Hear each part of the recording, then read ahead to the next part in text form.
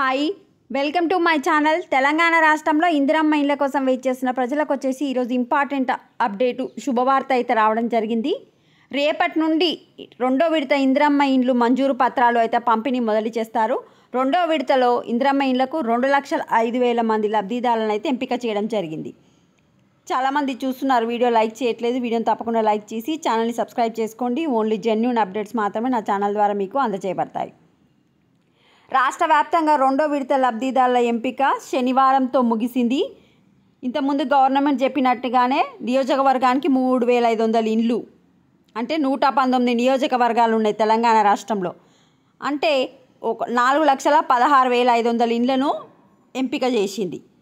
ఇవి కాకుండా సీఎం విచక్షణాధికారం కింద 33,500 ఇండ్లను అయితే సెలెక్ట్ చేసింది. ఈ 33,500 ఇండ్లను 25,000 మూసి నిర్వాసితులకు కేటాయించారు. తొలి దశలో ఒక మండలానికి ఒక్కో గ్రామంలో ఎంపిక చేయగా మిగిలిన కోట ఇండ్లను రెండవ దశల అధికారులు ఎంపిక చేస్తున్నారు. ఫస్ట్ సొంత జాగున్న వాళ్ళకి ఇస్తున్నారు. రెండవ దశలో 2,08,000 మందిని ఎంపిక చేశారు. ఇందులో 1,05,000 మందికి అయితే సర్వే పూర్తయిపోయింది. ఈ సర్వే పూర్తయిన వారి లిస్టులను కలెక్టర్లకు, ఎంపీడీఓలకు పంపించారు.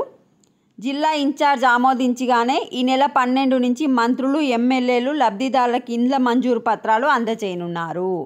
సో 12 వరకు అయితే కంప్లీట్ చేసేస్తారు అంట.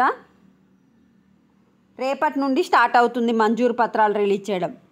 జనవరి 26వ తారీఖు నాడు ఎవరికైతే ఇండ్లు వచ్చినాయో వాళ్ళలో 100 మంది ఇండ్లు అయితే స్లాబ్ కూడా పూర్తయిపోయిందంట.